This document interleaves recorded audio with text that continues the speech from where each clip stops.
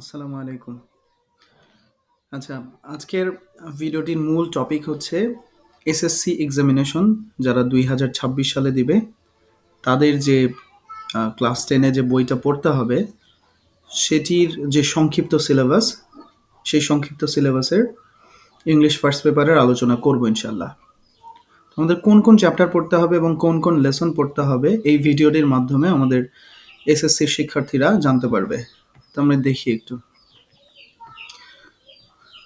এখানে আমরা দেখতে পাচ্ছি ইউনিট 1 যেটা নাম দেওয়া হয়েছে সেন্স অফ সেলফ। এই ইউনিটটার মধ্যে দুইটা লেসন পড়তে হবে, 1 এবং 3 পড়তে হবে শুধু, ঠিক আছে। এরপরে ইউনিট 2 যেটার নাম আমরা ক্লাইমেট চেঞ্জ দিয়েছি, সেটি থেকে lesson 1, lesson 2, lesson 3, lesson 4, lesson 5 এগুলো সবগুলো লেসনই পড়তে হবে, অর্থাৎ 1 থেকে 5 পর্যন্ত লেসনগুলো পড়তে হবে। ইউনিট 3 ওখানে আমরা পাস্ট টাইম নামে একটা ইউনিট পেয়েছি, সেই ইউনিটের লেসন 1, 2, 3, 4, 5 এগুলো সবগুলোই পড়তে হবে। উল্লেখ্য এখানে 1 এবং 2 কিন্তু আগেরই ছিল, কিন্তু 2 নাম্বার ইউনিটে কিছু নতুন লেসন চলে এসেছে, বিশেষ করে এই যে হুইল অফ সাইক্লোন, এটা নতুন, ঠিক আছে। আর ইউনিট 1টা সম্পূর্ণটাই নতুন এসেছে, এটা আগে ছিল না আমাদের বইতে, ঠিক আছে। এরপরে ইউনিট 6 পড়তে হবে ক্লাস 10-এর শিক্ষার্থীদের জন্য, যেখানে lesson 1, lesson 2, lesson 3, lesson 4, lesson 5 সবগুলোই পড়তে হবে, ঠিক আছে। আওয়ার্স নেইবার এটা আগেও ছিল, এটা এবারও আছে।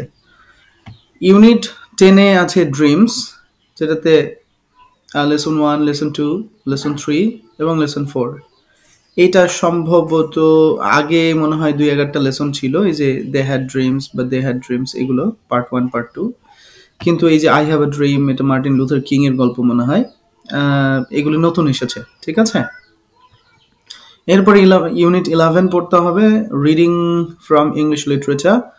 এই ইউনিটটা যে লেসন 1, 2, 3, 4, 5, 6, 7, এই যে 7, 8, 9, 10, 11 প্রায় 11টা ইউনিট আছে, 11টা লেসন আছে, সবগুলোই পড়তে হবে।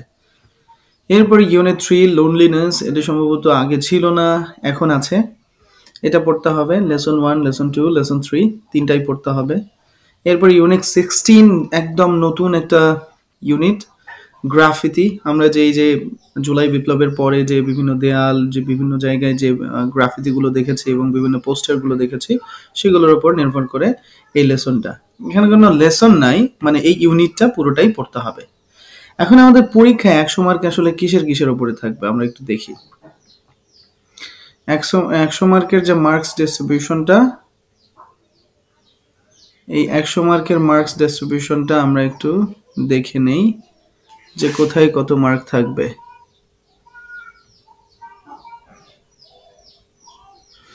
ওকে, আমরা প্রথমেই দেখতে পাচ্ছি একটি সিন কম্প্রিহেনশন থাকবে, অর্থাৎ আমাদের পাঠ্যপুস্তক থেকে একটা প্যাসেজ থাকবে, সেই প্যাসেজের ওপরে এমসিকিউ লিখতে হবে 7টা এবং 7 মার্ক। অ্যান্সারিং কোয়েশ্চেন্স থাকবে, যেটা আমরা 5টা কোয়েশ্চেন থাকবে, 5 দুগুণ 10 মার্ক পাবো। এবং প্রথম সিন কম্প্রিহেনশন থেকে গ্যাপ ফিলিং থাকবে, এই গ্যাপ ফিলিংয়ে 5টা থাকবে শূন্যস্থান, এই 5টা মেলালে 5 মার্ক। তার মানে পাঠ্যপুস্তক থেকে যে আমরা গল্প পাবো, সেই গল্পের উপর নির্ভর করে 22 মার্কের মতো এখানে পরীক্ষায় আসবে, ঠিক আছে। এরপর আনসিন একটা প্যাসেজ থাকবে, সেটার উপর ইনফরমেশন ট্রান্সফার নামে একটা আইটেম আছে, যেখানে 5 মার্ক, আর একটা সামারি আছে যেটার উপর 10 মার্ক। অর্থাৎ এই প্যাসেজটা পাঠ্যপুস্তকের বাহির থেকে আসবে, বিভিন্ন বিখ্যাত ব্যক্তি বা বিখ্যাত জিনিসের উপরে, ঠিক আছে। এরপরে ম্যাচিং থাকবে, কলাম ম্যাচিং, 3টা পার্ট থাকে, 3টা কলাম ম্যাচিং করতে হয়, এখানে 5টা সেন্টেন্সকে মেলাতে পারলে 5 মার্ক। এরপরে রিঅ্যারেঞ্জ থাকবে, কিছু জাম্বল সেন্টেন্স থাকবে, অর্থাৎ এলোমেলো কিছু সেন্টেন্স থাকবে, সেখানে 8টা সেন্টেন্স থাকবে, সেই 8টা সেন্টেন্স মিলাইতে পারলে 8 mark. Answer questions from poems, কবিতা আছে, 8টা প্রশ্ন থাকবে কবিতায়, অর্থাৎ একটা কবিতা দেয়া থাকবে, সেই কবিতার নিচেই 8টা প্রশ্ন দেয়া থাকবে, এই 8টা প্রশ্নের 5টার উত্তর করতে হবে, 5 দুগুণ 10 মার্ক পাবা এখানে। অ্যান্সার কোয়েশ্চেন্স ফ্রম স্টোরিজ, এখানে আরেকটা স্টোরি থাকবে, সেই স্টোরি অর্থাৎ একটা প্যাসেজের মতো একটা স্টোরি থাকবে, গল্প থাকবে, সেই গল্পেও 8টা প্রশ্ন থাকবে, 8টার মধ্যে 5টা লিখতে হবে, যেখানেও তুমি 5 দুগুণ 10 মার্ক পাবে। এরপরে রিটেন পার্টে আমরা 30 মার্কস দেখতে পাচ্ছি, যেখানে কমপ্লিটিং স্টোরি আছে, অর্থাৎ গল্প অর্ধেক অংশ দেয়া থাকবে, 2-3টা সেন্টেন্স দেয়া থাকবে, তারপরে সেই গল্পটাকে কমপ্লিট করে লিখতে হবে পরিপূর্ণ আকারে, এবং সেই গল্পের একটা নামও দিতে হবে শুরুতে। ঠিক আছে, এখানে তুমি 15 মার্ক পাবা। এরপরে ডায়লগ আছে, যেখানে তোমাকে কথোপকথন করতে হবে নির্দিষ্ট কিছু বিষয়ের উপরে, এখানেও তুমি 15 মার্ক পাবা। এই total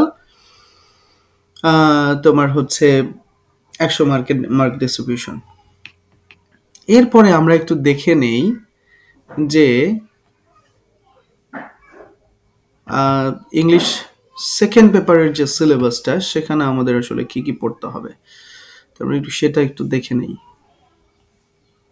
first paper, second paper, ওকে, এইটা হচ্ছে ইংলিশ সেকেন্ড পেপারের সিলেবাস। এখানে আমাদের কোন কোন গ্রামাটিক্যাল আইটেম পড়তে হচ্ছে আমরা একটু দেখি। মার্ক ডিস্ট্রিবিউশনটা দেখলেই হচ্ছে। এই যে গ্রামার পার্টে আমরা 60 মার্ক পাবো এবং রিটেন পার্টে 40 মার্কস পাবো। এখানে গ্রামার পার্টের প্রথম যে আইটেমটা, সেটা হচ্ছে গ্যাপ ফিলিং উইথ ক্লুজ, অর্থাৎ বক্সের মধ্যে কিছু শব্দ থাকবে, সেই শব্দগুলো দিয়ে 10টা গ্যাপ পূর্ণ করতে হবে, শূন্যস্থান পূর্ণ করতে হবে। এখানে 10টায় 10 মার্ক। সাবস্টিটিউশন টেবল,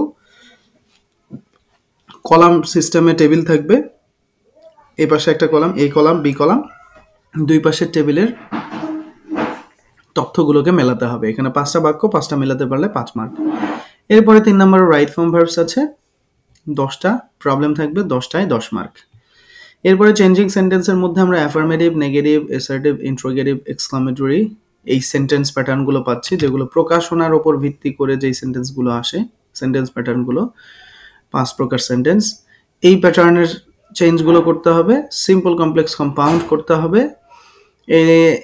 এছাড়া এখানে ভয়েস চেঞ্জও নাই আর ডিগ্রিও নাই। এর আগে ভয়েস চেঞ্জ এবং ডিগ্রিও ছিল, কিন্তু এখানে শুধু সেন্টেন্সের চেঞ্জিং করতে হবে, অর্থাৎ মানে এক্সপ্রেশনের উপর ভিত্তি করে যে 5 প্রকার সেন্টেন্স, সেগুলোকে চেঞ্জ করতে হবে।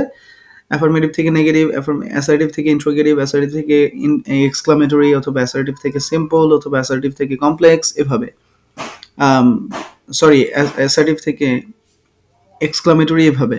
আর সিম্পল থেকে কমপ্লেক্স, সিম্পল থেকে কম্পাউন্ড, তারপর কমপ্লেক্স থেকে সিম্পল, কমপ্লেক্স থেকে কম্পাউন্ড, আবার কম্পাউন্ড থেকে সিম্পল অথবা কম্পাউন্ড থেকে কমপ্লেক্স, এইভাবে উলট পালট করে আসবে 10টা বাক্য, 10টায় 10 মার্ক। ট্র্যাক কোয়েশ্চেন্স, যেটা আগেও ছিল, 5-এ 5 মার্ক। সাফিক্স প্রিফিক্স আগেও ছিল, 5-এ 5 মার্ক। প্রেপোজিশন, এটা আগে ছিল না, এটা হচ্ছে গ্যাপ ফিলিং এর মধ্যে ছিল, এখানে 5-এ 5 মার্ক। কানেক্টরস বা লিঙ্কিং ওয়ার্ডস, এটা আগেও ছিল, এটা 5-এ 5 মার্ক। ক্যাপিটালাইজেশন এবং পাংচুয়েশন, এটাও আগে ছিল, 5-এ 5 মার্ক। এইখানে আগে রাইট ফর্ম ভার্বসও ছিল, সাবস্টিটিউশন টেবলও ছিল, চেঞ্জিং সেন্টেন্সও ছিল, কিন্তু চেঞ্জিং সেন্টেন্স থেকে 2টা অংশ বাদ দেওয়া হয়েছে, একটা হচ্ছে ডিগ্রি আর একটা হচ্ছে ভয়েস। আর উইথ ক্লু অপশনটা আগেও ছিল, এখানে নতুন মানে ইনক্লুশন হচ্ছে প্রেপোজিশনটা। ঠিক আছে, আচ্ছা, বি পার্টে আমরা দেখতে পাচ্ছি রাইটিং পার্টে 40 মার্কস। এটার মধ্যে প্যারাগ্রাফ লিখতে হবে 10 মার্ক, ইমেইল অথবা লেটার অথবা অ্যাপ্লিকেশন, এটা ফর্মাল, এটা লিখতে হবে 10 মার্ক, আর কম্পোজিশন লিখতে হবে 20 মার্ক। এই হচ্ছে তোমাদের সম্পূর্ণ মার্কস ডিস্ট্রিবিউশন যারা এসএসসিতে 2026 সালের পরীক্ষার্থী তারা।